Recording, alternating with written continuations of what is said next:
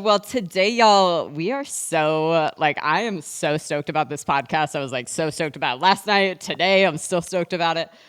Today, we are bringing in a total badass, and that is Laura Justine Savino. If you followed me for a while, you would know that if we put pictures side by side, we actually look like we could be related, like sisters or cousins. And we have very similar names. So Lori Christine King, Laura Justine Savino. And so we put up, this was back, was that January of last year? Yeah. Yeah. So we put up a picture. We were at Chalk Performance Training and people were we put up a poll and it was are we related? And people were oh, fuck yeah, totally. We're not related, but she's really fucking awesome. So, I mean, maybe we are. But Laura is basically a nutrition coach. She is an outdoor enthusiast level 5,000. She lives in Colorado. She loves doing 14ers and just being a total badass. If you ever want to go snowboarding and feel bad about yourself, she is your girl because she freaking rips. But most importantly, she is the director of operations for Paragon Training Methods. So she is the badass that keeps the ship running. She plays cleanup after me and just truly makes all the magic happen. So let's get into it, Laura, because today we're going to talk all about basically how to gain muscle, maybe, common mistakes that people make, how to do it the right way, how to not dirty bulk and accidentally just gain a bunch of fat in the process. So we're going to talk about that. But Laura has a really, really awesome story that we are so excited to share. So Laura, tell us all about you and get into your story. Yeah. Well, I guess I'll start at the beginning. I am super grateful for my mom because she was from the age of 3, you had to learn how to do a sport. So whether it was soccer or softball, did not matter. You had to be doing something active year round. And so in the winter, I do not remember learning how to ski. That was just in my family. As soon as you could walk, they just strapped skis to you and shoved you down the mountain. Which I mean, You're worked. The kid that just fucking pizza and bombs down the blacks. Okay, yeah, there was no pizzaing. It was just French fries. And the whole time. Yes, the whole time. The whole time. Eventually, moguls all day. Yes. Those moguls are jumps when you're 3 years old and just on tiny French fry skis. So all throughout growing up, I played soccer, softball. And then by the time I got to high school, I was like, okay, I need to do something. Was in a tiny, tiny high school. My class was 48 people. And Wow. so I was like, all right, I'll play soccer in the fall, softball in the spring. And then the track coach came up to me one day and was like, Laura, we need somebody. And you look like you could do some track. I'm like, coach, no. So I was on the 4x4, which was terrible. I'm not fast. You 4x400 meter? Yes, 4x400, which was that's what I ran that. I ran that too. Yup. We did it so that we didn't disqualify. I won't say that we ever didn't get last, but at least we had a team in the event.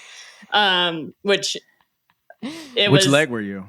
Third, which is not helpful at all. But yeah, everybody else on the team, literally 2 of my track mates, one of them is now holds the world record for Murph. One of them played 2 of them played D1 tennis, and then there's me, and I'm just okay, you guys, you all went to do amazing fitness things, and I'm just here to make sure we don't disqualify. So then, be like that. Yeah. So come to my senior year of high school, playing softball. And this was in September. We were playing at a field, and honestly, again, teeny tiny schools don't have funding for super nice diamonds. And so we were in extra innings because we were tied at one of our rival schools. And umpire was last inning because it's getting dark, dusk on the field. And I play first base because I'm left-handed, and maybe not the best scenario because I'm also 5'4". And usually first basemen are super tall, but left-handed, there's really nowhere else in the infield to stick me. And also, again, I'm not fast, so it's not meant to be an outfielder. And had a rogue ball come my way and just glance off the top of my glove and smash my face in, completely shattered my orbital, my entire eye socket. Yeah, wouldn't recommend. My poor dad was at the game, and he's just seeing me on the ground, lying there, some blood squirting, which is gross. And so that went to the ER that night. They're like, oh yeah, you have a few fractures. And then we like went to the doctor the next day. They're like, you shouldn't be moving. You literally don't have anything holding your eyeball in place. And at that point, like that point, my entire face was swollen shut. My nose is like underneath my left eye. My like jaw is over here. I'm like, okay, like completely, obviously massive concussion. So a week later, once the swelling went down, had surgery.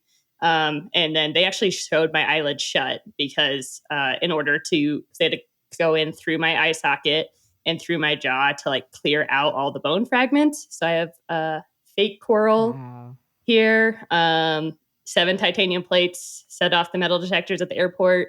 Some fun stuff there. So you're like half cyborg. I mean, yeah, basically half cyborg. You can't even feel this side of the face. Like it is, it was an experience.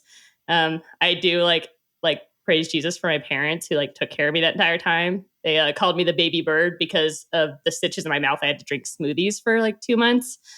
It was unpleasant. So yeah, that led into, okay, so 2 months of smoothies, like my jaw is sewn shut. And I come out of this at like maybe 120 pounds because you can't eat much when you're sucking through a straw. And then when you're on pain meds, you just can't, you really just don't feel like eating. And so I was just really drugged up and not eating very much. And then I go back to start eating food, all my favorite foods, cheeseburgers, chicken nuggets, like steaks, anything. You love nuggies. Yes, nuggets. Typical high schooler diet. Yep. And nothing like sat right anymore. And I'm like, this is weird. But I just kept eating them. And then like by the time like that summer rolled around, I was like, okay, I've got a problem. Like nothing food wise feels good. Nothing. I just was nothing. I was starting to get sick after breakfast every day. So by the summer after senior high school, going into college, I started trying like every single, at that time, diet under the sun. Never heard of paleo, never heard of gluten, but I had started playing rugby for Clemson my freshman year. And so I'm doing 2-a-days, but not able to eat any food, can't keep food down. Decided to try 6 months of vegan, which was the worst 6 months of my life. If you know me, if you know my husband, we eat a ton of meat. I love my steaks. I love my cheeseburgers. There's really not burgers. Yeah. There's really not a meat I don't like. Cheese, but real burger. Right. And to this day, I literally cannot stand maple cinnamon oatmeal because I would eat it because, like vegan, this should be the breakfast I should eat, should be energizing for like morning practice. And no, I puked it up every morning. And I just was like, well, this is not working. And then by the end of that freshman year, I was up to 165 pounds. So like massive swing. So you gained like 45 pounds. Yes. And I'm doing 2-a-days and I'm not like, I'm trying to eat, nothing staying down. And so that was just a brutal, like, I'm like, what am I doing? And also like my, like, for the ladies out there, my boobs went from a C to a double F. So like, imagine freshman year when you're broke as shit and how expensive the bigger bras are. Like there was that was like a, calling home, asking for money to be like, can we go bra shopping? Because like, I can't practice rugby in like the, 666 boob going on right now, trying to like hold the things in. So yeah, that was whacking you in the chin. Exactly. So yeah, that was a rough year. And so that is the beginning of my like journey into nutrition. So that summer is when I'd heard about the summer after freshman year is when I heard about like gluten and paleo and all the things. And I was like, okay, well, this vegan crap is not working for me. And I remember I was actually in Estes Park, so an hour north of here. And I had a trip with my family and we were at this great game restaurant and they had elk medallions. And if you like game, elk is fantastic. And I was like, you know what? Elk is awesome. Right? I was like, okay, I'm going to try this like gluten thing. Maybe this is it. And I ate elk and I have not eaten meat a day in my life since then. So that was a turning point. Awesome. And within 2 weeks of eliminating any sort of gluten grains from my diet, it was like, I went from having to sleep all day to completely turned around.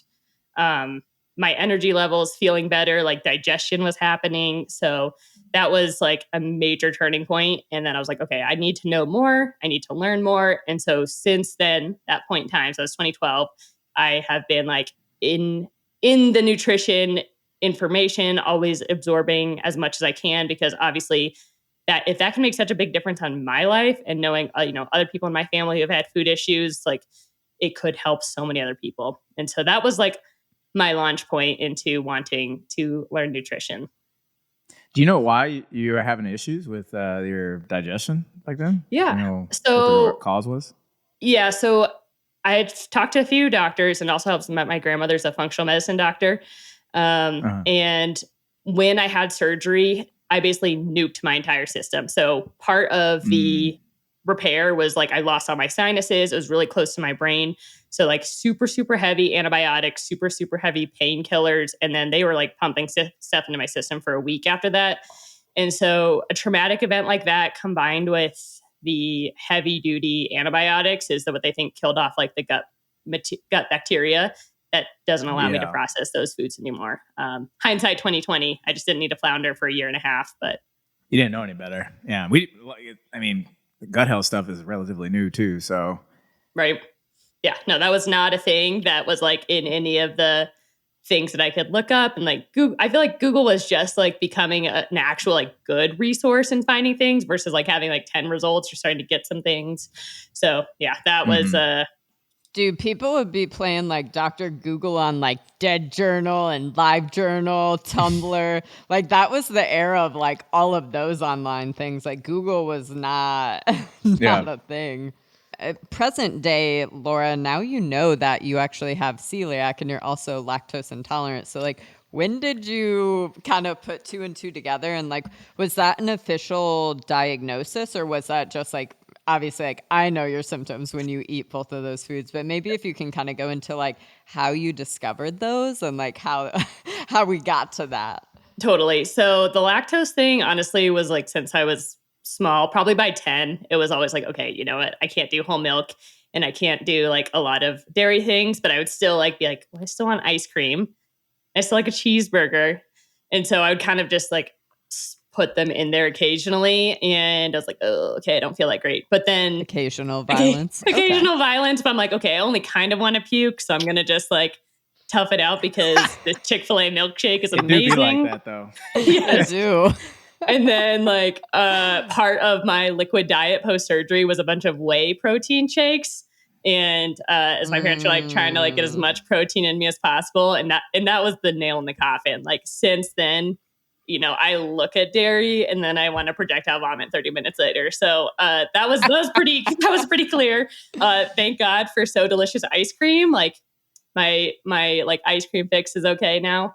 And then as for like celiac, so once I realized that was like, as soon as I had that 2-week revelation of holy shit, like night and day, took off the like eye covers of how horrible I felt. I was like, I am never going back. And so I talked to, my grandmother is a doctor, and talked to my like GP, and like, well, here's the testing we can do. And they're like, we're going to have you eat gluten for 28 days. And then we're going to do a gut biopsy. And I was like, whew. I was like, let me tell you. Yeah. About that. I was like, again, I'm like, I just gained like so much weight. I felt horrible. Like energy was terrible for rugby. Like no. And so I had a few episodes, of course, during that time because stuff was not labeled as well. And as you're finding out, you're like, what is gluten? What isn't? Like I would immediately have a horrible reaction. So within like 12 hours, I'd have insane stomach cramps. I felt like somebody stabbing me in the gut, bloating, joint pain, all kinds of like systemic inflammation. And so given all those points that I then brought back, they're like, okay, well, we can't like officially give you a diagnosis, but all your symptoms completely ladder up to it. So I will say like, I've not been like 100% officially diagnosed as celiac, but if I have something that touches, I get all the exact like autoimmune responses. And I was like, there's no way in hell I'm going to do all the things that require like an official test. Like I know how I feel when I have it, and I know when I feel I don't. Yeah. And that was enough for me. Yeah. Yeah. Well, and those tests are so frustrating too, because it's like if you do the blood test, sometimes it can come back negative, even though you do actually have celiac. And so that was like how my niece was it was like all of the basic testing they normally do for celiac, it'd be like, nope, nope, nope. And then like once they actually biopsied her gut, and like now it's so wild, right? Because it's like when you're eating all the food, your body just kind of is like, it's like you don't feel great, but it's like, it's so wild how once you actually like completely like start to remove things from your diet and then you have them once and you're just like, holy fucking shit, we are unwell, right? Which is kind of frustrating because it's like, obviously if you could like have it every once in a while, obviously not like celiac is autoimmune. So it's like, don't do that if if you have it. But kind of like you were saying with the dairy where it's like, well, I really want it. I choose it. But yeah, it's like, that's awesome. Yeah. So Laura, so you played rugby in college, right? Yes. And then when did you get into resistance training, or did you do strength training back then, or yeah? Yeah. So my dad has always had a gym in the basement and he always lifted weights. So I did him like with him a little bit in my senior year of high school. Because I was like, okay, like, I see what you're doing here and like this seems interesting. But I would say I didn't get into it until my freshman year of college. So again, like 5'4", probably 130 pounds at that point, 140. And I get on the rugby field and all these girls, okay, Clemson is in South Carolina. There's some big females in South Carolina. Like my teammates were like biscuits and gravy, man. That's why. So I mean, like I was outweighed by like 100 pounds in 6 to 8 inches on the match. I was like, okay, I need to do something. So like freshman year, it was immediately evident. I'm not fast enough to be like. So there are positions in rugby. You're either like a flanker or you're a forward or a back. And if you're a forward, you're like small and fast. And if you're a back, you're kind of like a linebacker. And my coach was like, Laura, you ain't fast enough to be a running back. He's like, so you're going to be in this big mosh pit with all these other hog mollies and good luck. And so I was like, okay, shit. Like if these gals are going to be for you, right? If these gals are going to be running all over me, stomping me, like doing all sorts of nasty shit, I'm like, I got to be as strong as possible for like my tiny person. So I would say while I like kind of dabbled in it before college, like freshman year, I was like, I got to do what I can. So my goal was to get strong and not get pushed around as much because how can I leverage my like small frame against these massive girls from Tennessee? I will say, if any of my teammates are listening, you all were beautiful. It was just the girls from Tennessee, University of South Carolina. Those are the ones I'm talking about. You know who I'm talking about. So yeah, they were kind of scary. You go across the pitch and this was like, oh, sure. Are we sure we should be on the same field together? Like, questions. So, yeah, no, massive females. And my goal was to like, let's not get crushed and mushed. And so my goal starting out freshman year of high school onwards was to get stronger. And then I hired a personal trainer the year after my freshman year because my coach was like, Laura, if you get fast, you can be on the sevens team, which is like all the fast people. And the sevens get to play their playoffs in like Barbados. And I was on the 15s team. What's which the is sevens? Is that okay? So rugby? Rugby has like 2 different styles of play. There's sevens, which is like it's 2 7-minute halves, and it's like super fast and sprinty. And then there's 15s, which is like the more traditional one you see, where everybody's just like mauling over each other on the field, and you're getting crushed. Yeah. So 15 on each side, and it's an 80-minute game. Oh, okay. Yeah. And so the 15s playoffs were in Pennsylvania in March. And so I was like, fuck that. Pennsylvania, Barbados. Yeah, nope. So Barbados, let's go. Right. So that summer after freshman year, I hired a strength and conditioning coach and was like, I need to get stronger and faster. Like I need to make it to Barbados. So that year, like truly worked on form, was the best like broke college kid money I've ever spent. Awesome.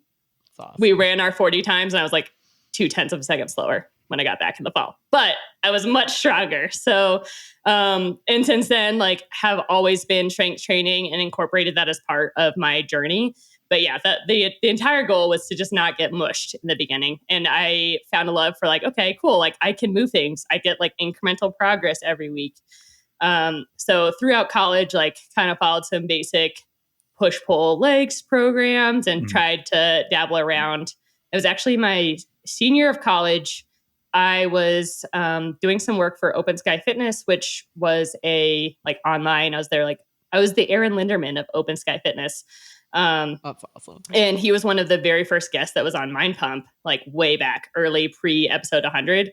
And I went, so I was like, oh, who's this Mind Pump podcast? And so from senior year of high school or college onwards, I followed some of the Mind Pump programs, into like working life and working at various manufacturing plants. I was always like a part of this is my non-negotiable. Like I feel better when I lift. I feel better when I'm eating well. And my entire life is so much better as long as those two things are happening. And so, yeah, followed Mind Pump for a while. I took a break in 2017 when I joined I'll call it soul-sucking corporate job that had me commuting 2 hours to a round trip to Atlanta every day. And I was like, okay, I don't have the motivation to go to the gym anymore. Like I am sitting in the car. I'm working at a Fortune 100 company that is sucking the life out of me. And I need to do something to be able to make sure that I go to the gym. And so a new CrossFit box had opened near us. And I was like, I know this isn't the best thing for me, but it's either I have like a dedicated time and peer pressure to make it to class, or I go home and I go to sleep. And so I joined the box. I also had an interest in learning some like Olympic lifting.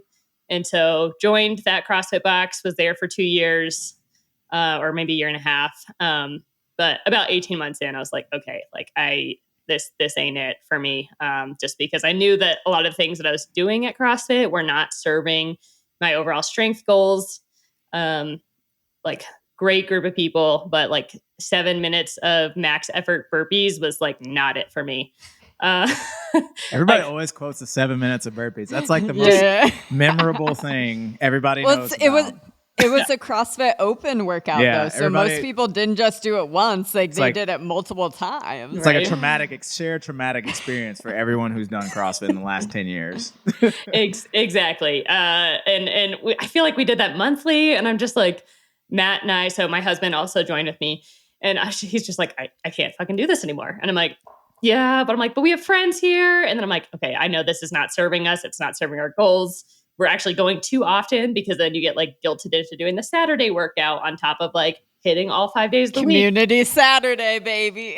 And so it's just like, oh man, okay, this isn't for me. And so at that point, I'm like, okay, I can either go back to like following some MAP style programs, or you know what, I do enjoy this class atmosphere. So after leaving CrossFit, there's a strength and conditioning gym near our house that we joined, which actually I would say that was awesome. Chattahoochee Strength and Conditioning, they programmed basically just like Brian programs our Paragon Strength Metcon program, was how those classes were. So we were like hitting super heavy deadlifts and squats that were periodized and like progression model, and then would have like a smart Metcon at the end. And so that was really great. But also at the same time, I started picking up my travel for this corporate job, and was hitting like 2 or 3 trips a month sometimes. And it was super hard to find gyms to like drop into that I could also still follow the periodized programming, which was about a year after Lori. I had heard you on Mind Pump and I'd started following you, and you were talking about this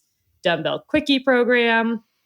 And so I was like, okay, well, like even if I can't hit my strength conditioning workouts, like this seems perfect for the hotel and the conference life. And so me being as frugal as I am, like I was like, I sat on it for like, not gonna lie, like 3 months. Like, yes, it was like $30 at the time, but I was like, ooh, but do I want to spend another $30 on it? And I did. And so, I mean, but we were more expensive than everybody else. So like, I mutually don't blame you, because it's like, if like literally you're living in that like, yo, I'm really tight on finances, I don't blame you for being like, well, if I could go follow XYZ program for like $10, $20, like, why would I spend $30? Mm-hmm. But then, you know, you get in and you realize the good and why, you know, premium price tag equals premium service. Exactly. Right? And so I joined, I want to say like, that's probably mid 2019-ish that I got Quickie. And then you guys debuted Physique or was already out there. And at that point, I was like, okay, I'm kind of done with the Metcons. Like, again, still not serving me, but I think I've like found enough like life balance to be able to like go to myself by myself to the gym again. And so swapped to Physique late 2019. And then that's really how I joined Paragon. And I've literally been following Physique ever since. During the panini, it was dumbbells on the porch. And then Brian, yeah. Me and Alex out there sweating our asses off in freaking Austin. Right. Whew. Talk about PTSD. Yeah, no, that was fun watching everybody, or, squatting the snake plants in Austin too was great. And then squat my dog at the time. The type A person me was like, ooh, but like if we're doing 6 or 12-week cycles, like I want to be able to track all this data. And our app at the time didn't let you track anything. And so I DM'd Brian, and I was like, Brian, like, would you be okay if I shared an Excel spreadsheet for everybody else to use so you could track your weights? Because I'm a huge data nerd. And he was like, sure, like go for it. And so that just like became a thing. And I was just in the Facebook group, and everybody like, oh, like when's the next spreadsheet coming out? So I like made one for all the programs. And then I'd like, and they weren't just like Excel sheets. Like these were like this was like the Cadillac spreadsheet of like this shit would be like it would roll and it would auto-populate numbers, and like you're a wizard in Excel, and it literally still blows my mind because meanwhile I get in Excel and I'm just like, the fuck is this thing? And like I touch one thing and like break everything, and then you'll be like, oh, here, let me like wizard that together. Woo. Yes. Yeah, exactly. So cool. So I nerd out over that stuff. Again, I don't think I said this, but my degree at school was packaging engineering. So very much into like the science and nerdiness. Yes. Yeah. So we gotta make those stickers that say "fuck, I love data" for real. No, I wanted a sticker. I want a sweatshirt, a hat. Like I will wear that every day. Yeah. And so that's just kind of how I got integrated in the Paragon community. And I also just love the nerdiness of Brian's programming. And so people would ask questions and I'd be like, well, I know the answer to this one. Like, let me just answer this. And over time, just, I don't know, integrated myself. And it worked out timing wise with some business things going on at Paragon that I was able to join the team in December 2021. So, and here we are today.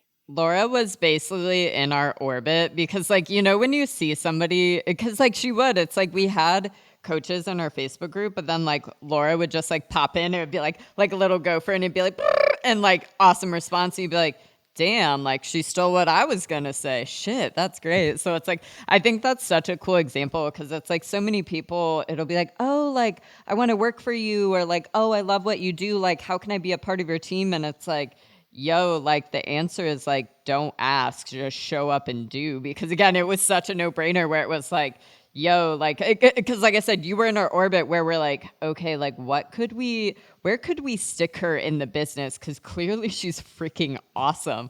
And then sure enough, it was just the right place, right time. And it's like, you came in and it was like the most natural thing. Like you slid in, it was just like, like angels sing. And also I'm sure on your end you were like, fuck you, Lori, like why are you such a hot mess express? Because you would, like, you literally, if I was going to summarize your job, it's literally like coming behind me with a little dustpan and just like cleaning up the pieces of like the chaos that is, me.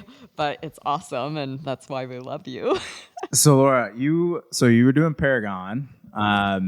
What were your, in terms of goals, because you came from like playing rugby, and then you were always, training for strength. But when you did Paragon, what's been kind of your goal so far? And then we're gonna get into like, the meat of talking about like, going into a surplus. Because I'm curious like how you went from playing rugby, sports and stuff like that to doing Paragon, and then, working on, increasing muscle mass. Yeah. So my goal was always strength, and I kind of just assumed at the time that I would get muscles along with chasing strength. And it came around 2018 where I was like, okay, I know that there's some muscle in there. Like I can kind of like see it, feel it, but like I really figured I'd have more to show at this point, almost like 10 years in or 9 years in. And like, I'm incredibly grateful for this, but for whatever reason, my mentality was like, if I just train harder, the muscles will show up and then they'll be there. I never had a mindset that if I like went into a deficit and like cut calories that I would show muscle. Like that never registered. Find it. Yeah. I just assumed that if I just got it, I would build enough muscle that it would show up. And so as I was going into, like if you train enough and hard enough, it would just show. Yeah. As yes, opposed to exactly. like dieting. Yeah. Correct. Yeah. The dieting thing never crossed my mind. Even like in 2017, I got married. I did not diet for my wedding. I just was like, okay, like maybe I'll eat a little less chocolate than I normally do. And that's about it.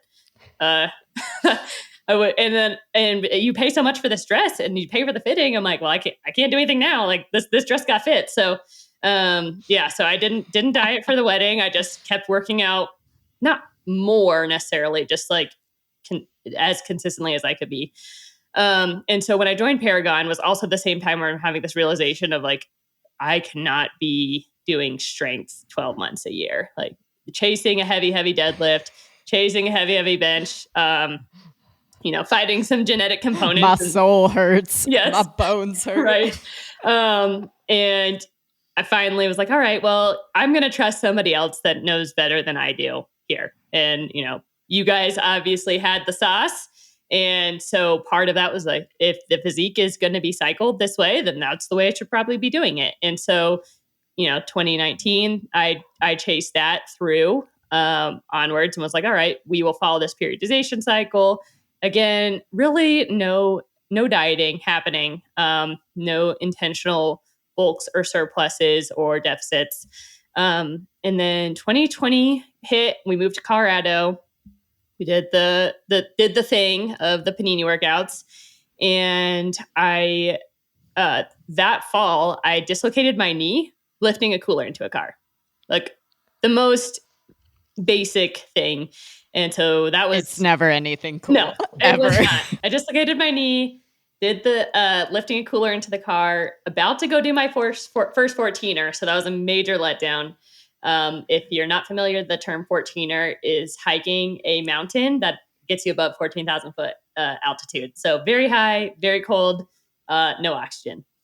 How long do those typically take, Laura? Like, I know obviously it depends, but like, cause you're always like, yeah, I'm going to go do a 14er. And like, all I really know is like, you're about to go like do a badass thing that I would probably like be sucking wind and like hands and knees, I don't know, crawling. I feel like the fastest that we've done is a little over 4 hours, but that is a very short one. Normally like 5 to 8, you want to be off the mountain by 1. So you just back that up into your start time, whether that's 4 a.m. Yeah. Early, for Colorado, at least. So rehabbed my knee and was like, great. Like we're going to be back at it, for the season. I get like 3 snowboard days in Colorado. Super stoked about that. And New Year's Day, I'm at the dog park and my dog runs into me and I fall over and I dislocate my knee again. And this point I have now torn my VMO and my MPFL. And that is a ligament that like holds your kneecap in place. And that's gone. So fast forward 6 weeks, I have knee surgery. And within a week of having knee surgery, I look down at my legs and it's literally, one is this like nice muscled leg that I've worked on for 12 years. The other one looks like a hot dog. Like I have lost so much mass. It's like 6 or 7 inches circumference just like falls immediately off of it. And I'm in an immobilizer, non-weight bearing for over a month. And you're just sitting there like, okay, well, I don't know what I'm going to do. I lifted all upper body. There's really not a lot I could do lower body aside from physical therapy because of the delicacy of the injury. It's not like a typical ACL where they want you walking around. Like this was going to be a solid 6 to 8 months recovery in 21. So that was my first time. Yeah. I was like, this was tough. And the end of 21, I was like, okay, I need to get this muscle back. I have not intentionally ever been in a bulk. but this is the first time where I'm like, I need to get this back, and I ain't gonna like go about it slowly. And so I, have always tracked on and off, gone between somewhat intuitive eating because I knew what my plate needed to look like, and I didn't have specific aesthetic goals that I was striving for. And then this time I was like, okay, I'm going to track. I'm going to keep tracking. My goal is to keep eating until I start gaining too much weight. And so I used chronometer and weighed in every day and ate more food. So this was, September to January-ish. And I just kept eating, kept bumping up food. And probably got up to like 3,300 calories just by going, I'm not going to be, I don't want everyone to be hungry. And how can I maximize the amount of food given? And at that point, I hadn't super dived into like exactly how many calories I needed. For this bulk, I just knew that I needed to be above what I was eating, and that generally speaking, most days I ate about 2,600 calories. So I started at 2,900, 200 to 300 surplus, and just kept pushing and pushing and pushing as my weight loss or my weight stagnated. I just ate more and more food. And that was my first experience bulking. And so I was like, all right, well, now I've done that. My legs are back to being symmetrical. And then I was like, all right, well, but I also have like added a little extra fluff that I hadn't had in 10 years. And so like, all right, well, now I guess I got to try to do this, whole deficit as well. And went into how much weight did you gain? I want to say I was chilling at like 155, 158 by January. Which and that was from where'd you start? Yeah, is about 149-ish. So about 8 pounds in 4 months. Okay. So yeah. Okay. Nothing. But I mean, that's eating, like that's not that. Yeah, I mean, but no. you were crushing what, like 30? Yes. You said 3,300 calories? I was enjoying the Denver food scene for sure. I was like, oh, well, you want to go out to eat? Like, great. I'm trying to eat. I'm trying not to be hungry. So, and that at the end of the day, it was like, okay, there are definitely days where I'm like, I'm stuffed. And so that's where at that point I'd also like gone through my NCI certification. And so had the true like foundational, I want to say, I did not learn very much nutritionally from NCI, but the application was helpful. And so really kind of reframed how I speak about nutrition to my friends. And then before I like truly began coaching. Mm-hmm. And that was my... Do you want to explain real quickly what NCI is? Because people might not know that acronym. Yeah. So NCI is the Nutritional Coaching Institute, led by Jason Phillips. Honestly, I thought it was a great certification. If you know nothing about nutrition, good information. I would actually say they focus more so on how do you relate nutrition information to people in a way that they can understand it and apply it. It's, anybody can go on the Google and learn about macros, but how do you communicate that in a way that fits somebody's lifestyle is really the more important part. And how does that work for them, and how do you meet them in the middle? And that's why I think the NCI certification excelled for me. So you did this bulk, you did a surplus, and then you gained some body fat. And then did you go in a deficit afterward, or? I did. Last spring, I was like, all right, we're going to do this intentionally, like plan it out. I'll do 12 weeks, start with the 10% deficit and slowly like creep my way down. And then I got down to like 150, 149-ish. And I was like, okay, this is great.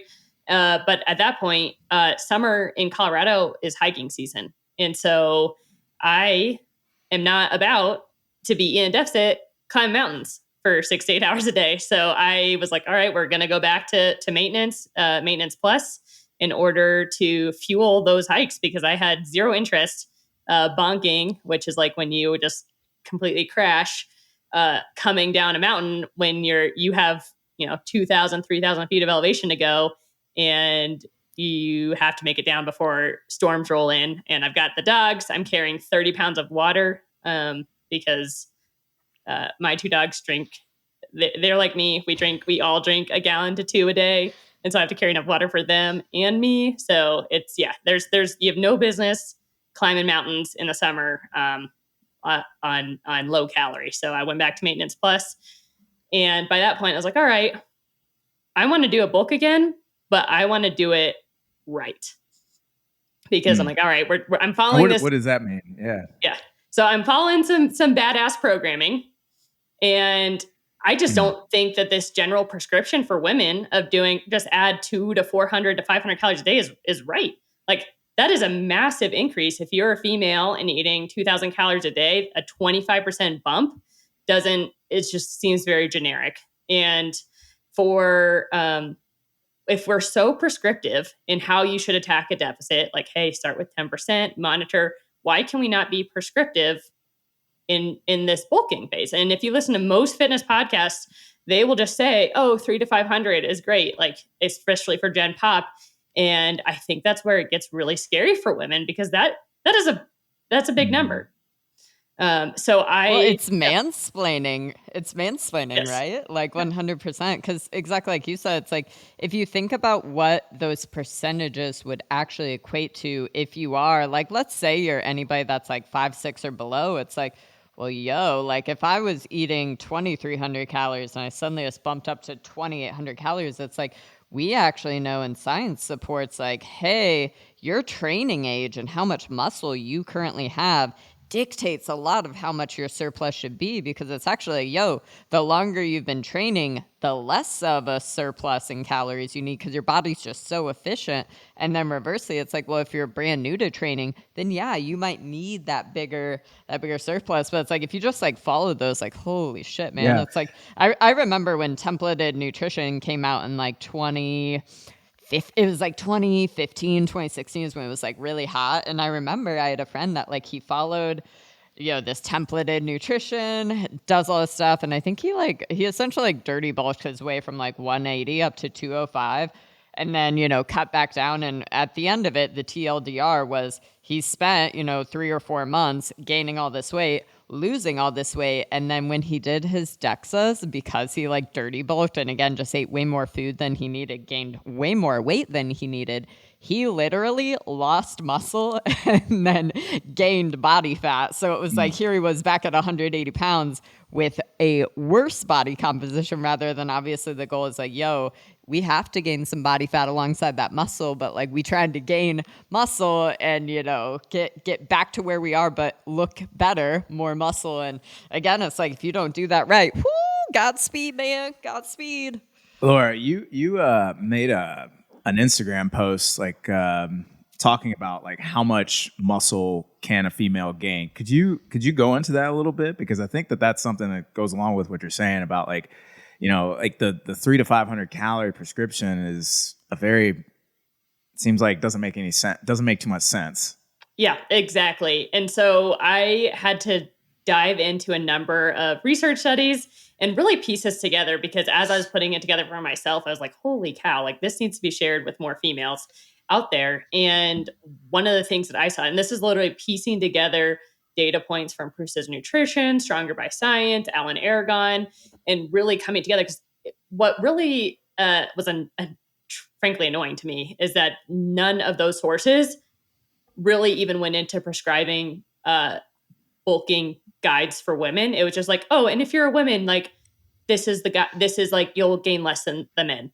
It was never like, oh, and if you're a female, here's what you do. It'd be like, here's prescriptions for men, and then women, you can expect like a 50 to 70% difference. So after piecing all those data points together, like as an intermediate female, and so that's kind of defined in literature around 2 to 3 years of training, you can look to gain maybe a half to 3/4 of a pound of muscle a month. That is nothing. Not nothing, but it ain't much. I will like caveat this is that for novices and newbies, those newbie gains are like massive for both Newbie men and awesome. females. And Yeah. so if you are new, like you better be eating, because I wish I didn't, I think it was intentionally accidentally in a surplus, but like those are things like if you are new to training, like just eat all the food for the first year. You will never regret it. And then for like intermediate advanced females, it was like 0.3 to 0.6 pounds a month. And then when you're like, plus 5 years over here, 0.18 to 0.3 pounds of muscle a month. So really tiny, tiny amounts. And then when like you a slice of bologna. Yes, literally like nothing. And what was interesting is you summarized it so well on this infographic, but you said like the calories surplus required. Can you talk about that a little Yeah. bit? So I'll just stick with like the advanced one because that fits me. And then you can always reference my Instagram for the numbers here, but just to keep it less confusing. So at the advanced, you're looking at, the median point is a quarter pound of muscle a month. To support that from a calorie surplus. So if you want to gain a quarter pound of muscle a month or quarter pound of mass, you need to eat like a 50 to 80 calorie surplus per day is the net there. That's like nothing. Nothing. And so with that, it's like a couple slices of apples, pretty correct. much. Yes. Oh, a little pineapple. That's like it's like 5 almonds. Exactly. And then also as an advanced trainee, you basically can expect to, if you're doing an optimized surplus, and when I say optimized, I mean you're gaining the maximum amount of muscle, but minimizing amount of fat, you can expect to gain about a 1-to-1 ratio. So for every quarter pound of muscle, you're gaining a quarter pound of body fat. And that's where you kind of back into that 50 to 80 calorie range, which is minuscule. And I was like, okay, well, that 300 to 500 was a little extra from what I really needed to target. But from a practicality standpoint, like even if you're like me and you cook 25 meals a week at home and measure everything, it is incredibly hard to see any trend difference if you eat 50 calories or more a day. Like, yes, those are the numbers, but I would never recommend that somebody try and do a 50 calorie surplus because you cannot track a trend weight. So even though I knew that as a advanced female, when I went into the secondary bulk, I was like, okay, my goal is to gain a quarter pound a week. So a pound a month, because that is probably the minimum you can really see a trend with, especially with like female menstrual cycles and water fluctuations. My goal is I can definitely know that I will be able to see a trend line if I'm trying to target a pound of muscle or a pound of total body mass gain per month. And so that's how I set it at. And that's what I would, if any female were to be like, hey, like I'm advanced, so like, can I try to do a half pound? I'm like, to be honest, you might be leaving some gains on the table, and it's super hard to track that 75 calorie surplus a day. So I targeted a pound a month. Yeah. If you go too slow, I mean, you have no idea. Like what you said, like, are you actually gaining or not? Because you could be spending 3 months and then not actually gain shit. And then you're like, well, now I just wasted 3 months. I would rather know, like, hey, is this actually working or not? Correct. Exactly. And and like, I was going to say, like, how many people will be like, yo, I'm going to go into surplus, I'm going to gain muscle. And then be like 2 weeks in, they're like, whoa, I lost weight. What's happening? And then it's, so it's like as they're dialing up their food and you're like, oh yeah, dude, like you weren't even actually at your maintenance. And I think that's why we're such big advocates at Paragon of like, yo, know your maintenance, understand that maintenance is a range, but then it's really helpful to know like your top end of maintenance, like whether you want to sit at that or not is obviously like your choice. But, it's like, well, also if you could eat more food, holy shit. But, it's like, did you experience any of that at all where as you were increasing your food, the scale actually like went down at first? Or were you pretty dialed in of like, this is my maintenance, I know it's this number? So I was very dialed in with my maintenance at that point because I had been tracking consistently every day for a year and a half, at least at that point. So I was very clear that my maintenance was right around 2,500 when I started, especially being in a smaller body than where I started at the beginning of the year in the previous bulk. And so I was like, all right, my first target is going to be right around 2,600, 2,650. So at least 100, 125 calories surplus. But over the course of that 16 weeks, by the end of it, I had many 3,100, 3,200 calorie days because 2 or 3 weeks in, my trend would start, like I'd get that initial, like, okay, we've added more calories, like scale creeps up a little bit and then plateau. I'm like, all right, add another 100 calories and plateau. And so I kept creeping up because my goal is like to get in, get the gains and get out. And so I did not want to leave any bit on the table. So after that 16 weeks, my goal is to gain a little over 4 pounds, and I gained 5.3, which that was the goal. I'm like 5.3 pounds. I ate all the foods for 16 weeks and it was great. Yeah. How many calories did you end up? What was like the top end of your calories for your surplus? So the top And end what was range that compared to your maintenance? Yeah. So again, started at 2,500 calorie maintenance. And then by the end of it, I was sitting actually at a 2,800 calorie to 2,900 calorie maintenance, plus or minus if you back into the numbers. And I was pushing it to about 3,100 calories. So a little bit, about 200 calories surplus by the end of it. I was also enjoying eating sweet potato fries every day and chocolate every day. And Date nights. Yes, date nights. Were you when you were increasing your food, were you worried about the scale going up, or did you have any kind of like, reservations about seeing the numbers go up, or was it just like, I know I'm doing this and this is why I'm doing it? So I take everything at a super data perspective. And if I have my feelings get in the way, I try to look at it from an analytical perspective, which is, okay, I'm in it for 16 weeks. I am dedicated to gaining a pound a day. So rationally, there were definitely some days where I'm like, ooh, okay, we overshot this a little bit. But at the end of the day, my goal is to add muscle. And if I didn't have to see the scale going up, then I probably wasn't making gains at this point in my lifting career. So I was like, okay, you know what? This is 16 weeks. We have a specific endpoint. And also we have now gone through multiple deficits that 5 pounds in 16 weeks, like that can be gone in five or 6 weeks as a female. And so that was my rationale of like, okay, I might spend 4 months getting to this point, but some of that should be muscle. And then I also know that I have the skills in my toolbox to go into a deficit period afterwards and remove whatever extra fat that I needed to put on in order to gain muscle. Mm-hmm. So what kind of metrics did you track, like while you were gaining? So I tracked like what kind of data? Yeah, no, I tracked scale every day. I highly recommend having a Wi-Fi scale. You can put a piece of sticker over the readout. So you just step on it first thing in the morning, and then you can look at it when you're ready. And then I did circumference measurements every other week, and I tracked everything I ate for that entire period. Granted, and in my strengths, we had a number of Paragon cycles where we're in hypertrophy, so muscle building phases. And my metrics, my workouts were 10 out of 10. Like every time I went to the gym, it felt like I was smashing it, made much better gains than I had in previous deficit or maintenance periods. So that was like a subjective piece where I'm like, okay, well, yes, my lifts are getting stronger, so I got to be putting on muscle. Like it can't all be going to body fat. Like, yes. Oh, and I did photos every 2 weeks to kind of get your head out of it. Like I highly recommend. I have photos going all the way back to 2011.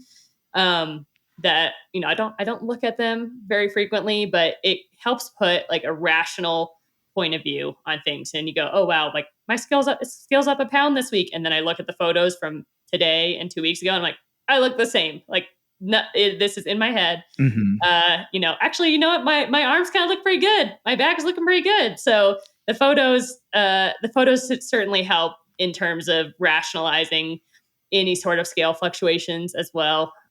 Because even when you're like, oh, my measurements are okay, or the scale's up, the photos at the end of the day are like, yep, we're doing the thing. We still look good. Matt still wants to kiss me. We're fine. Laura, I have a question for you.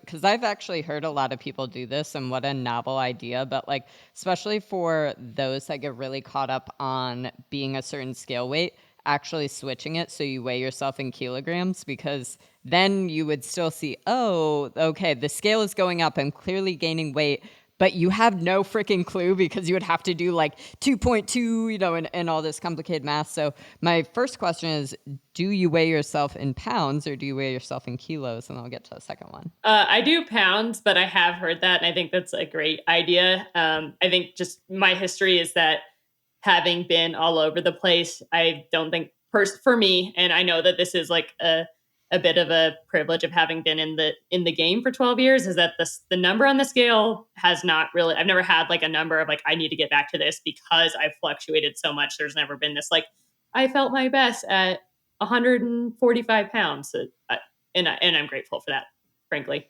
Yeah, I love that for you, because that was not me, and that was not me in the scale. What if you're European or anything other than American? If you weigh yourself in kilos, do you have to weigh yourself in pounds to know what it is? I mean, the same would apply though. You still got a 2.2. Yeah, I think that's when you go to stones. or the bushels of Actually, text? I have Just no go to clue what rupees. yeah, like Rupees. stones. Yeah, the people in England. Yeah, they for sure use stone. I'm trying to think because I had a client and I want to say she was like Germany or Australia, and she would like put in stones. So like every check-in I would have to be like Googling because I'd be like, okay, like clearly we see like the stones are changing, but be like, what is the English equivalent?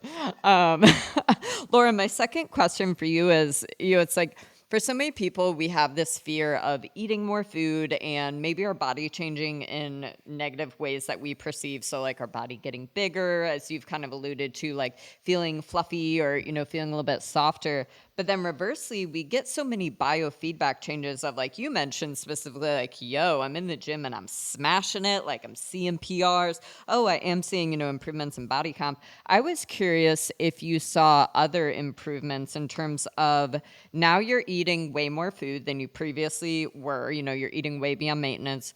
Did you see improvements or changes to your sleep, your sex drive, your mood, your energy? Like what other feedback and what other like positive changes did you see there? And sorry, we were talking about like, oh, sex drive, sick. But I think it's, again, it's just so helpful to, for people to know like, hey, there's a whole big world out there and like, you should come, you should come to this land, right? Yeah, no, all the above. So energy levels were through the roof. I'm already kind of a fidgeter. And so I actually had to actively try to not get as many steps in during the day because I'd just be like wiggling around all the time. And I'm like, okay, this is if I creep up to 15,000, like I got to eat even more. And I got to the point where I'm like, I'm running out of food and time in the day to eat it. So I actually had to be conscious of not taking as many steps during the day. It also helped this winter here, So and funny. you're wearing like 5 layers of jackets anyways.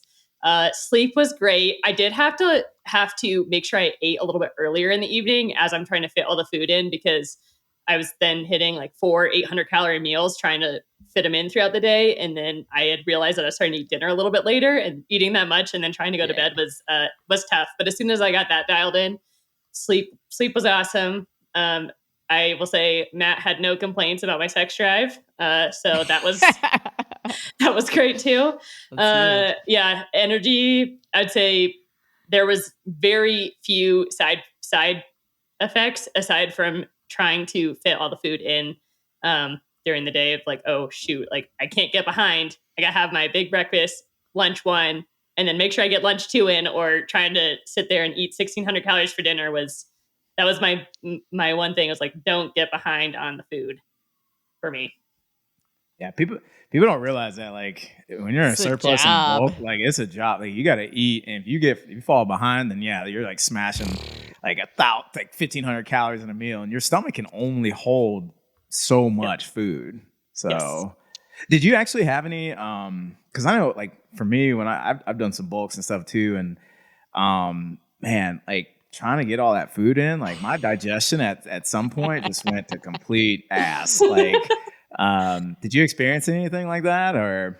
I didn't necessarily have digestion issues, but I did have volume issues in that I typically eat a lot of similar foods. Like my husband is a Pitmaster 10,000. So I was like, hey, babe, can we do like briskets and pulled porks now and like get some more food in that Get way? all that fatty meat All the for meat. sure. Oh, I love fatty meat. But it was I eat the fiber cookies and lots of berries. My bigger issue was that I also love like some super high volume but low calorie foods like berries and sweet potatoes and apples. And I had to have a realization about 8 weeks in. I'm like, I cannot just eat sweet potatoes anymore. Like I need to switch to sweet potato fries. I need to do something that's a little bit less filling because I could not I'd fill my bowl up and be like, there's no way this is going to fit my stomach. And so I was like, okay, sweet potato fries, adding ranch dressing to things. So I didn't have as many digestive issues aside from the just straight up like stomach distension from trying to eat, 450 That grams of food sweet baby potatoes though. in a sitting. Yeah, the food baby was real. Were you eating lots of vegetables? Because that's like the first thing. Like if I'm in a bulk, I'm like vegetables got to go. Like I ain't fucking with you because exactly like you said, it's like it's just so much volume. So it's like, yo, how do I get in the calories without getting in all that volume, because I don't mess with that. It's like I ain't trying to walk around, Winnie the Pooh. So it's like I'll be like exactly like you said, it'll be like tons of olive oil, like all of the like Whole30 ranch is primo. Like if you're from the Midwest and you fuck with ranch, Whole30 ranch, that's the way. But it's like, yeah, I don't mess with the food volume. So like salads and stuff, miss me. Vegetables, miss me. Like I'll be healthy again like 12 weeks from now, but not right now. I'm here to like get it in, get it done. No, I actually did keep the vegetables in because of the digestion things and keeping the fiber up. But the first few weeks, like I said, I probably added too many vegetables to my plate. So I was like, okay, we just need to keep it to like a normal serving. Like I ain't going for 8 ounces of asparagus. We'll keep it at 4. And then just adding in some like easier to digest carbs. So rice mixed with ranch, mixed with spicy ranch, rice mixed with the I knew I loved sour you. sauce. Yes. I was like, how can I oversaturate this food and add some more? So that was like step 1. Because again, starting at 125 calorie surplus, that's not a lot. So it's how do I add like 50-ish calories to each meal? And so that it's like, okay, we'll just make every meal a little bit bigger. And then eventually every meal got a little bit too big. So I added another meal or made my snack bigger. And that was my process of how can I add a little bit every time I bumped is how do I make each meal a little bit bigger? And then also like made my intro workout shake, which is orange juice mixed with carb powder. Which is delicious. Highly branched. Highly branched. And I was like, 12 ounces of orange juice.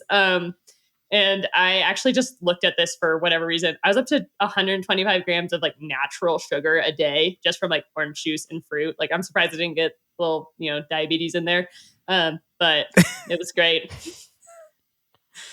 But you still ate like pretty close to your normal amount, like normal types of foods. You just ate more. Is that correct?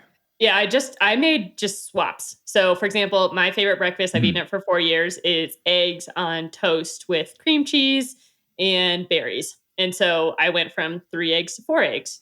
Then I made a bigger slice of bread and then I added more cream cheese. So it was just growing my plate until the point where I was at like 5 eggs plus sausage plus cream cheese on these like enormous slices of toast. And I was like, okay, that was the point where I was like, we need second breakfast or like an earlier lunch. Like I cannot add any more eggs to this plate.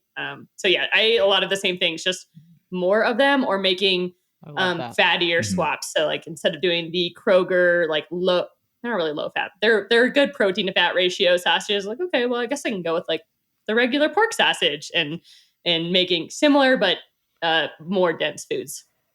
Yeah. Because I think a lot of people think too, like if they go into a surplus, they got to just like smash pizza and burgers and fries. And like, I don't know, I've done that in the past and I can tell you, yeah, it works, but it's also like you're going to gain too quickly. I mean, the thing is like if you only need 125 calories, but you're just smashing like way above that because you're eating nothing but like pizza, hamburgers, and fries, like you're gonna gain faster, and the faster you gain, the more body fat you're gonna put on. Absolutely. That's so cool. I was just going to say real quickly, it's like you do such a good job and I love following you on social media for this reason. So like hard plug, if you're not following, get on Instagram right now, like pull out your phone, Instagram, type in Laura Justine Savino, but you will notice that Laura's food doesn't look any different, whether she is dieting, whether she's at maintenance, or whether she's bulking. Exactly as she just said, it's just either we got bigger portions or like right now, dieting, like I think, was it this morning you posted like your coffee and it was like deficit coffee from Dutch Bros. And so it's like, yo, this is the coffee I get, but now we're just subbing in sugar-free, syrups in it, or we're swapping the milks or stuff like that. So it's just like big take-home message there is it's like one of the best ways to approach your nutrition, whether you're dieting or whether you're bulking, keep your routine the same. Like obviously, once you have it dialed in, like if you're still like trying to figure things out, it's like, this is like once you're more advanced, with your nutrition, but exactly like, it's like, yo, hey, I'm currently eating like 90-10 bison. I'm a swap for 85-15 because it's more calories, it's more fat. Hey, it's like rather than eating, I don't know, like I don't even know what a leaner steak is because I don't mess with that. But whatever like a lean steak would be, let's even call it like flank steak. You're like, yo, now I'm mess with like New York strip or ribeye. So I think Laura just does such a good job of things look the same. They're just bigger or smaller portions, or again, like subbing out for higher calorie or subbing out for, lower or no calories swaps. Yeah, no, exactly. I like to eat the same things. I like the same foods, and so I think it's much easier to grow and shrink your plate, especially when you're playing with small differences versus trying to eat new foods all the time. What was your like favorite bulking food, like bulking meal? Like just if you like were like, man, I'm gonna, because you got more calories, right? Like, what was like your favorite thing you like to throw down on? So one of my husband's like world famous recipes is this tacos. It's their flank steak tacos, and so I would do like 10 ounces of flank steak on top of like 8 ounces of this Spanish rice with the salsa, with the guac, with some stir-fried veggies, maybe even throw a little like hatch chili ranch on there, like primo. That and dairy-free cheeseburgers using a sweet potato bun. So you take sweet potato fries in the waffle maker, you close it down, and then you make the sweet potato. Yes. Oh. Yes. So that was I'm like, trying this. I'm doing this. Well, I was like, oh, I'm eating enough sweet I don't potato like fries. sweet potato. Yes. Yeah. You eat enough Can sweet you potato do this fries. with regular fries? Because I'm more of like a regular fry guy. But you can. Yes. I'm doing this now. Yes. Yeah. You take all the fries, you put them in the waffle maker with a slice of cheese, and then you just mush it. The cheese holds it into like a bun, and then you use that as a bun on the top and bottom. That sounds amazing. Dude, that's like gangster level 10,000. I'm super into that. Laura, I have a question for you. So it's like, it's cool because you've done a bulk both ways. You've basically done like the YOLO bulk of like, oh, I know I'm eating more food, but I don't know exactly how much food, but like YOLO, I'm doing it. So we'll call it like intuitive bulking, right? And then reversely, it's like fast forward to present day, you're like, yo, like, fuck, I love data. Like everything is so precise, so calculated. What do you think are some of the most common mistakes or the most common errors that people make when they are chasing muscle gain? They are chasing being in a surplus, and like that can extend to like with both their training that they're following. So like, are they following the right training, and then also obviously nutrition stuff. Yeah. So firstly, training and training too much is the issue. So I think when people are chasing muscle, they are like, okay, great, I'm going to hit it 6 or 7 days a week and take no rest days. And your muscle is built on the rest days. You got to take the rest days. No active recovery days. We're not hiking massive mountains. We're not running. It's get in, lift, and then just maybe take some steps on your rest days. And following truly a hypertrophy program. So definitely, obviously we do that for the majority of the year at Paragon. But maybe not trying to chase muscle gains during a strength cycle, because you think, oh, I'm getting like stronger, therefore I'm gaining muscle, and we see that you just actually gain more muscle fibers doing hypertrophy style training. And then secondly, when it comes to food, there's kind of two major things.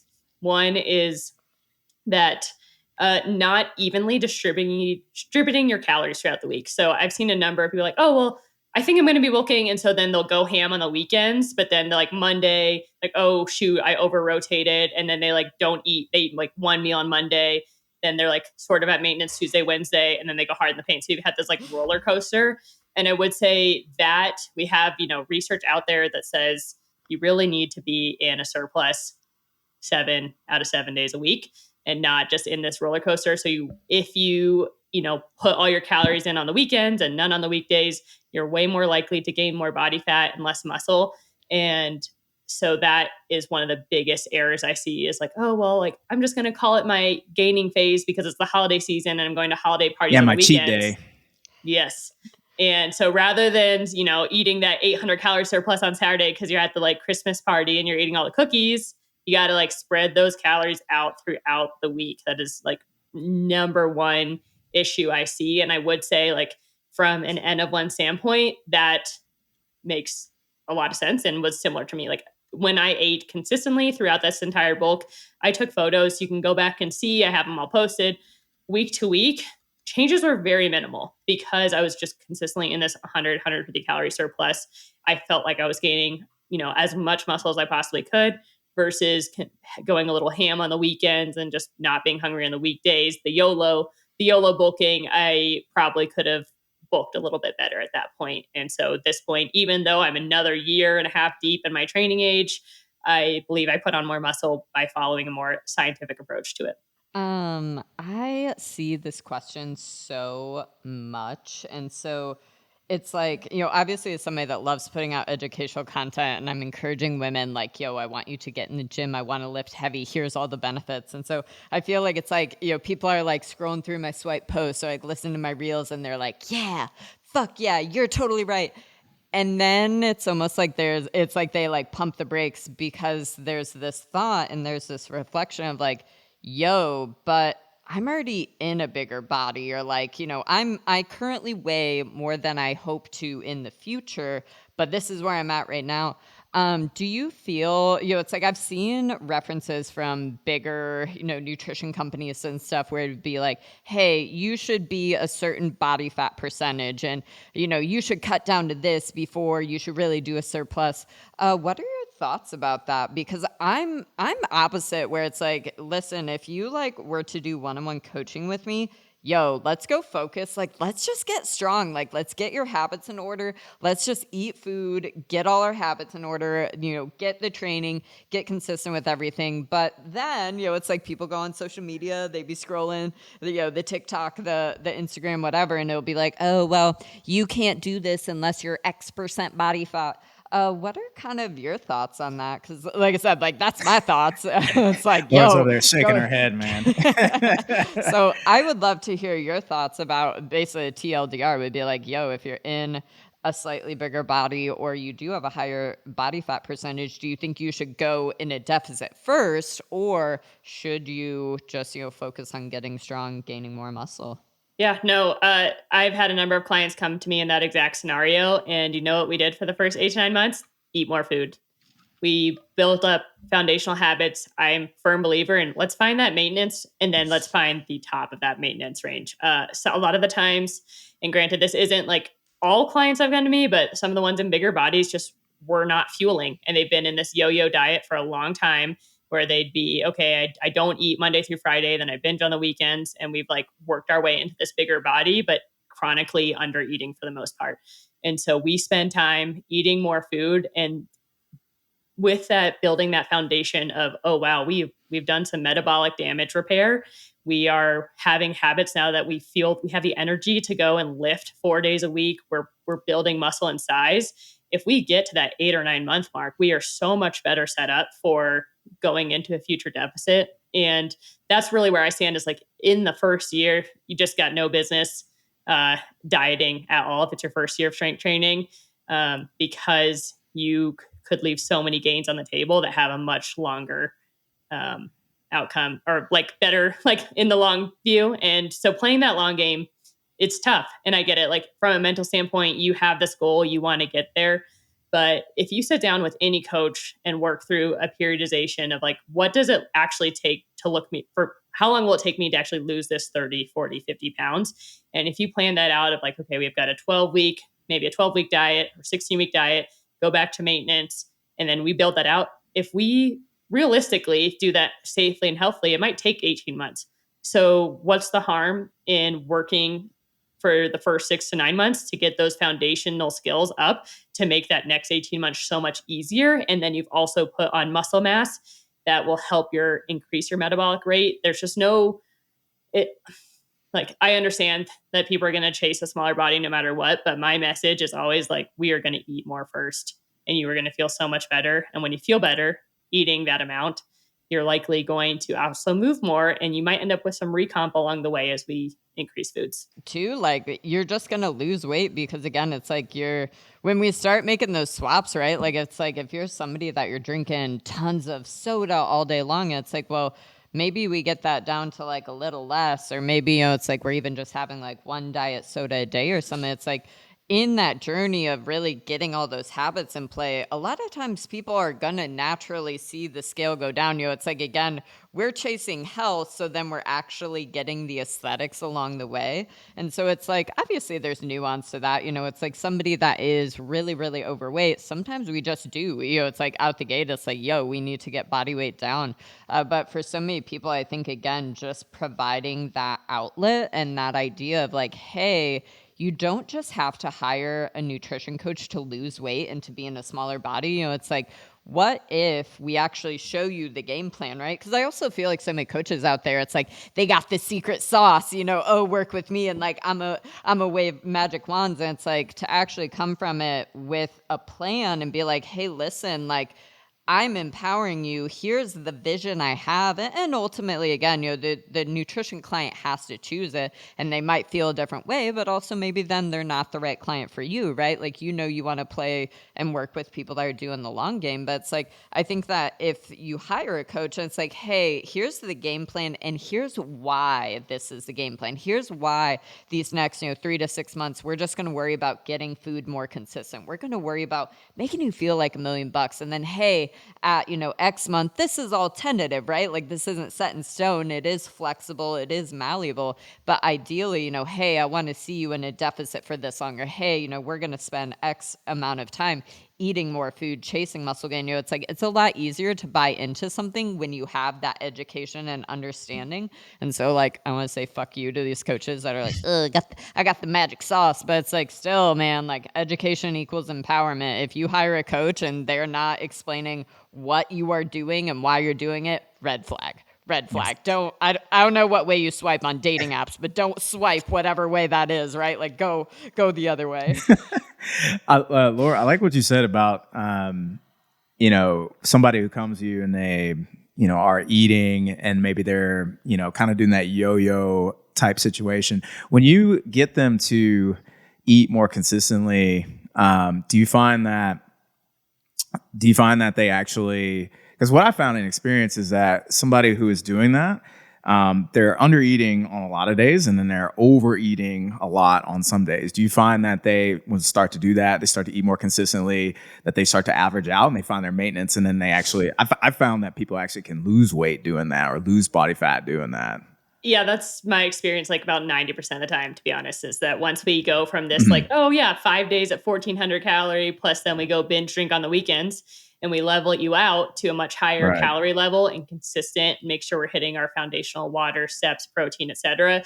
Significant recomp, because you're providing your body what it needs to actually, you might be lifting, but then you're not eating. And so you haven't built this muscle and you've got a gap here. So as soon as you start kind of doing the things to build muscle, your metabolic rate is actually going up because you're allowing your body to build the muscle it needs. And then we have got recomp, or we're losing weight, and you go, okay, photo to photo difference it's massive.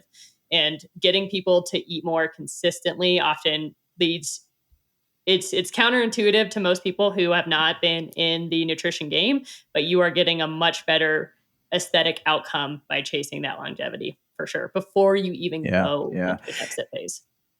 And it's also just easier to do if you're eating, maintenance, as opposed to trying to chase, like, trying to eat as little as possible. And I mean, at least from a from a surplus standpoint, like, dude, like, I think some people don't even realize like how much food you actually have to eat in order to truly gain weight on a consistent basis, because they're not doing it consistently. Like, like if you eat like 1,500 calories Monday through Thursday, but then slam 3,000 on Friday, Saturday, and Sunday, like, you don't think it's that much food because you're not doing it every day. But once you start eating a consistent amount of food every day and it's a surplus, you start to realize like, oh shit, like, this is actually, like, this is what it feels like to be like fully fed. Yeah, absolutely. And you just go and you maybe do like 2 sets of bicep curls, then you're like, oh, what? You got all the glycogen, the pump. It is a really, really good feeling to be very fed and go in and smash workouts. Very different than I ate, 3,000 calories of pizza and beers on the weekend versus now I've had, steak, potatoes, corn fed. Well, and I think the cool thing that like the client probably doesn't realize is also happening is it's like out the gate when we start approaching nutrition from like the, hey, I just want you to feel like $1 million, and I want you to understand what it feels like to be fed and consistently fed and fueled. And so really there's like a stealth shift there because you're getting them to shift their focus also to a performance goal and without even realizing it, right? Like they are shifting from, oh, how much weight can I smash in the gym? Oh, my numbers are going up, because like that was the sauce for me in 2013, was like I was so hyper focused on my body.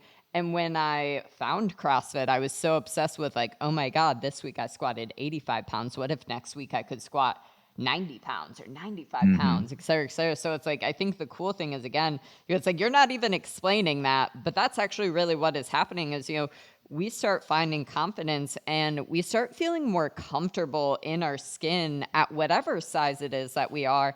And that's like one of the most important things, because it's like, like I can make you lose 10 pounds, but if you still don't like what you see in the mirror because we didn't do the work up here, and we also still have our focus on our body rather than, oh, holy shit, my body is capable of so amazing things. It's like, that's the sauce. How do we get people on that train? Because, it goes both ways. It's great to have aesthetic goals and, we're going to get to those, but it can be so hard to just rip ourselves off of that goal sometimes.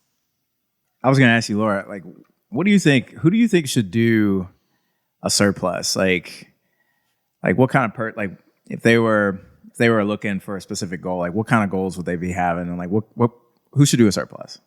I mean, my first answer is everybody, just because I would say the majority, if we think about, having been in the Paragon group for a while, we have a lot of females in there and dudes. And I would say the amount of people who have never in their life done a surplus and are chasing, they're like, oh, I want this like toned Instagram body, but have never actually put in the work from a food perspective to build the muscle.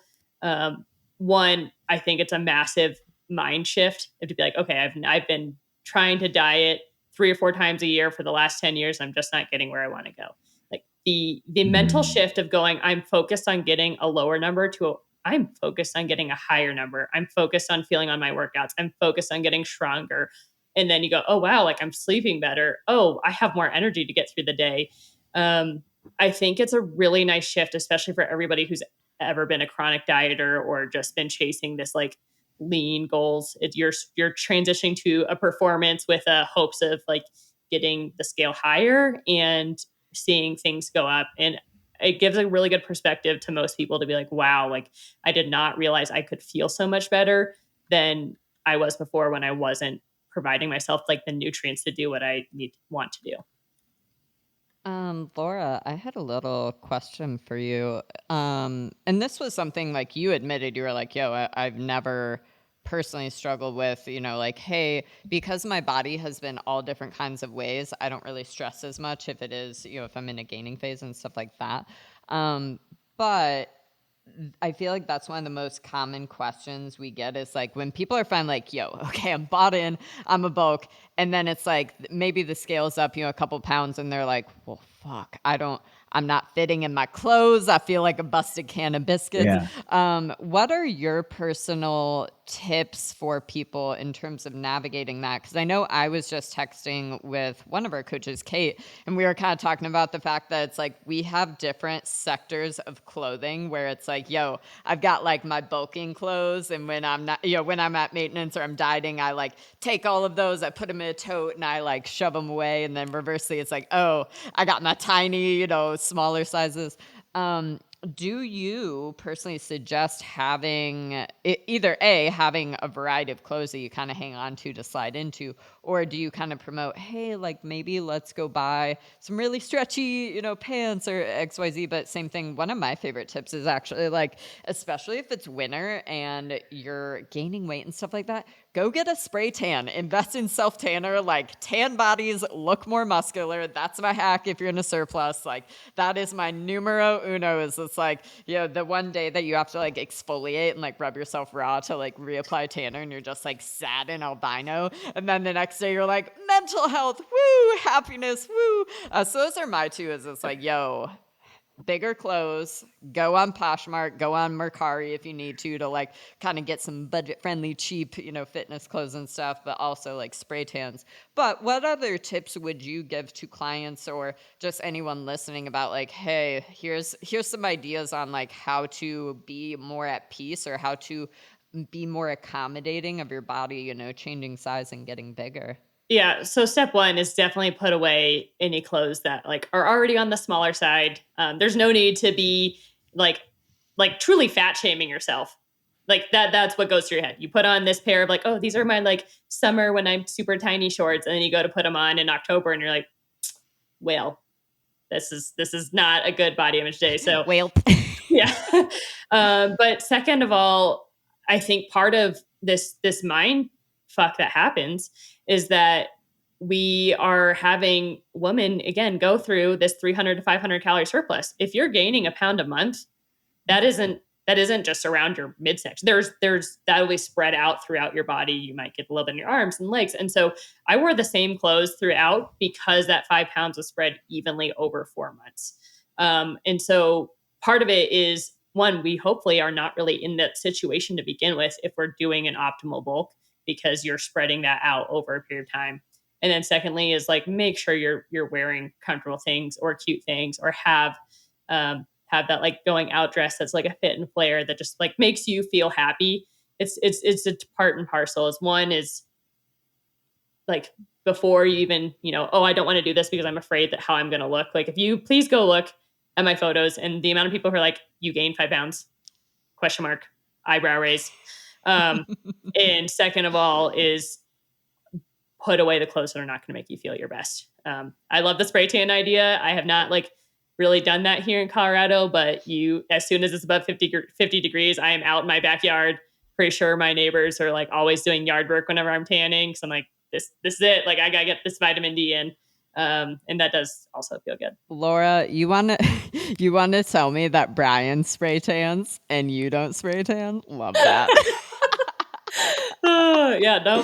The goose poop spray tan epidemic of, I don't even remember when that was, but I have not laughed as hard as I did listening to Brian's recap about how his wife had to like help him get his back and how I think he bought, it was like I'm going to butcher the name. Like I would just say it as Saint Tropez, but it's like Saint Tropez or something, but it's like, I have that video on my phone somewhere and he's like, bro, when it comes out, it looks like goose poop. It smells kind of weird. And I'm like, he didn't know what exfoliating was. And you didn't get it. I can't relate. Either. I don't have this problem. We got natural plan. Yeah, no. Oh, yeah, no, for sure. It's like if you're bulking, if you're somebody like me that you're normally like racking the crop tops, ain't nobody gonna feel good when you feeling like Winnie the Pooh. So it's like you gotta get looser shirts, get longer shirts, maybe, it's like for me, I wear a lot of, it's like the Lululemon Kate's crop tee. Then I start wearing like regular tees or longer tanks. So like maybe don't crop top while you're in your bulking phase unless you're like, yo, confidence level 5,000, then like, fuck yeah, I get it. But like the crop tops for me, I'm like, okay, we ain't cropping right now. And you gotta expect like, I know so many people are like, oh, my pants don't fit anymore. I'm like, yo, if you are putting on mass to that ass, like, do not expect the pants that where you had like 6 months ago pancake booty, now you got rotund. You can't expect the same fit. Like you gotta adjust your expectations. Just adjust your pantalones. Like yes, exactly. If like you need your man over here, like, yo, I'm into this bulk. Laura. Yeah, I was gonna ask you, like, where did you gain the most mass? Like, where on your body did you see the most growth? Honestly, I think. So wait, we go back. Thank you for not using the word girth. Oh my God. No. So first of all, if you are concerned about your pants being too tight, like go ask your husband, go ask your significant other. They will 100% like boost your confidence. Be like, let me tell you how that feels. But that, I mean, you got a lot of butt rubs, didn't you? Yeah. That's right.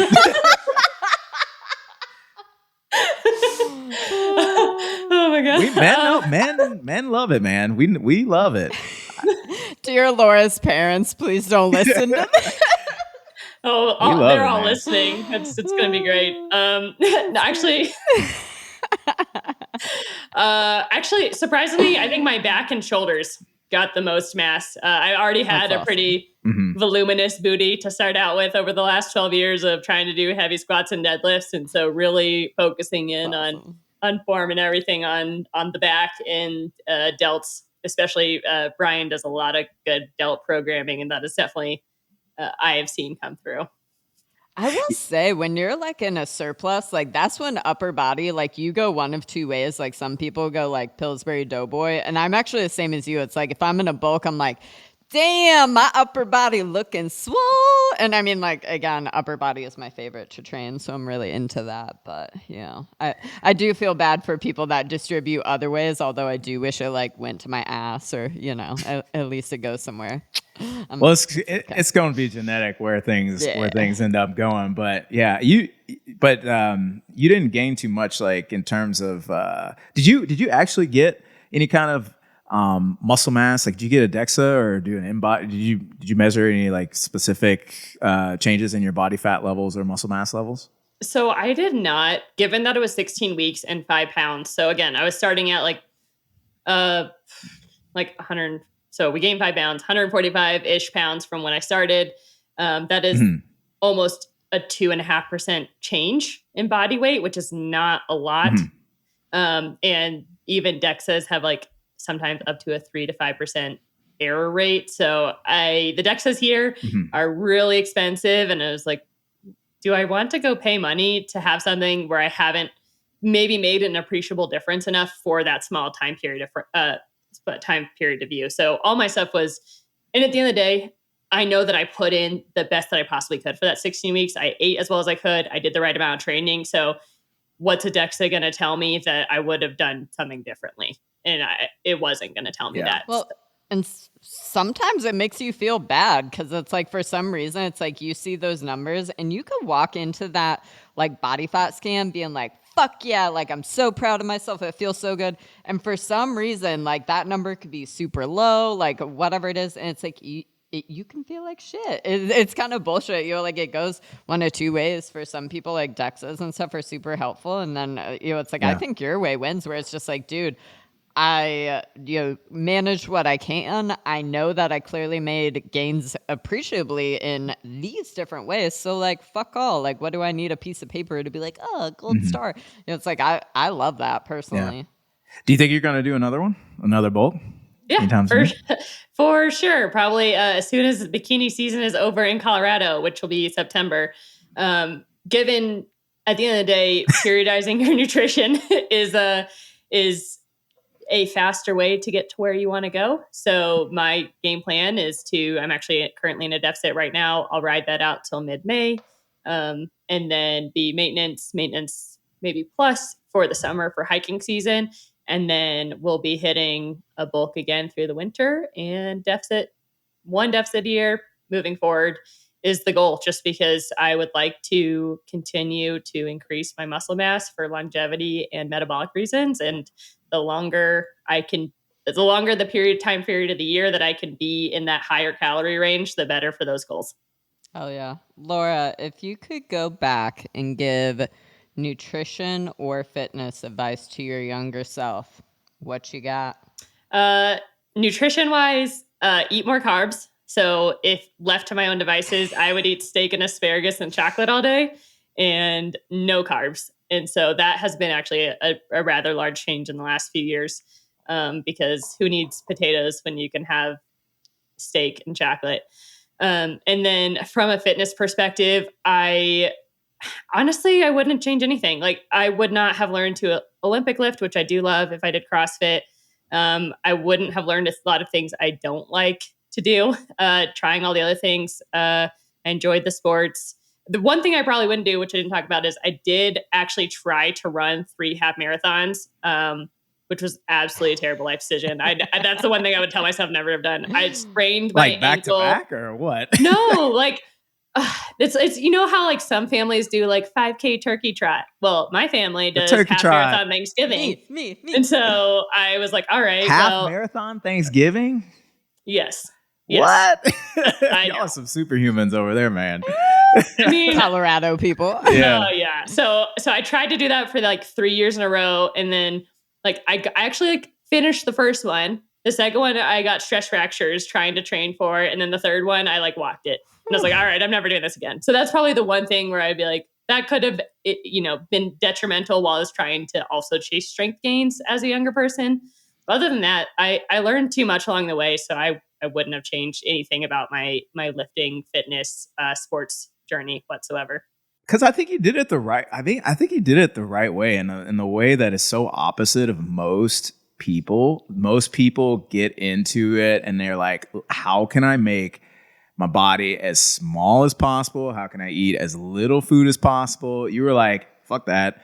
Let me get strong. Let me try to get as strong as possible and lift heavy weights and eat food." And I think you wrote on one of your posts, like, maybe this was unintentional, but you stayed at maintenance for the majority of the time that you had been working towards, all of your goals. And I think that's really the main thing that is the primo, because most people are not doing that. Most people are trying to diet. And then they're wondering why I can't build muscle, why I don't look the way I want to look. Like, yeah, I think you did it the right way. Yeah. It was a complete accident, mostly because I love food, and I figured if I just trained hard enough, the muscles would show through. So that was, I applaud my like younger self for not getting into Instagram at that point and just eating all the things I like to eat. Yeah.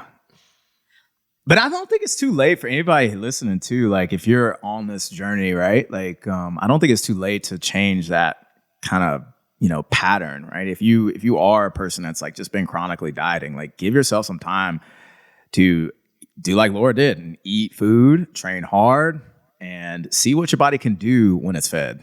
Yeah. It's never too late to build I think it's not being attached to the outcome. It's just worrying about, I'm putting in the quality inputs, and then whatever body shows up as a result of those inputs, and, be striving towards great habits and taking care of myself, being okay with whatever body shows up as a result. Like, that is huge, because again, it's like, y'all, like, action with expectation. The roller coaster to being disappointed, to hating your body, to hating how you look. But truly, it's like, I love that answer so much. And I related to your response of just like, I struggled, and it's like, I did all these different things, but I wouldn't change it because I wouldn't be where I am, and I wouldn't have learned some of the lessons or, stuff like that. So I love that response so much, Laura. Thank you. Well, do we wrap this up? Listen, I was about to make a very inappropriate joke because there's in Hillcrest there is a billboard talking about wrap it up, and I'm not gonna say what that billboard said. I'm gonna just allude that. I'm allude, but what that is. That is literally what just came to mind. But no, Laura, thank you so much for sharing your journey. I'm so excited, especially y'all. If you are not watching our YouTube, if you're not watching our Instagram reels that we put out, we will be showing Laura's journey in terms of pictures, because she actually has pictures of the day that she was in the hospital, and, face was super distorted and stuff like that. And it's just so fascinating. And again, it's so cool because sometimes when we see people's present day stuff, we don't know where they came from. And so I think it's just, a whole new level of respect where it's like, yeah, I look this way present day, but I fucking grinded and I worked so hard to get here. It's like that a lot of times gets lost in translation. So I'm so excited to kind of share your journey and share those pictures and stuff like that, because truly, like, you're such a badass. And like that reel that you just recently shared about, your last 12 years, I had seen some of those pictures, but some of those were new to me. And it was just like, I was watching that last night, like, holy shit, man, like, you are just so So cool. So if people want to follow along, where can they find you? How can they find you on the interwebs? So I am on Instagram at Laura Justine Savino, where you can expect messy buns, progress pictures, photos of my dogs, and random outdoor stuff, and no makeup tutorials from me because all I've learned from Lori. Like, get ready with me, TikToks. That's like the I thing would now. actually, Laura, I would love to see like get ready with me. I'm about to go like hike mountains. Like I used to That'd be post actually like dope. pictures like that. You know, it's like I would like spend hours aesthetically laying out like, yo, I'm about to go wake surf. So here's like my swimsuit. Here's my waterproof bag. Here's this and that. I would love, and that's same thing like Kelly, right? I'm like, y'all share what gear you have, share the brands that you're buying. Cause like I said, it's like I'm about to start doing a lot of hiking and a lot of like trail stuff once I'm feeling a little bit better. And I'm like texting all my friends. I'm like, okay, I got the shoes down. We got our Lone Peaks. We manifested good shoes. They came out in good colors. They listened to the Live Big, Lift Big podcast. Now Ultras makes like pretty colors. Sick. But I'm still like, yo, so like what pantalones do I wear? What shirts do I wear? So I think you should share some like, these are the foods I'm taking with me when I'm hiking. Here's my gear. Here's what's in my pack. If I can personally manifest that for selfish reasons, like please get me some. I think I can take care of that for you. Well, with that, y'all, thanks for tuning in. We love y'all mucho, and ciao ciao until next time. Thanks, Savino. Welcome. Boop, boop, boop.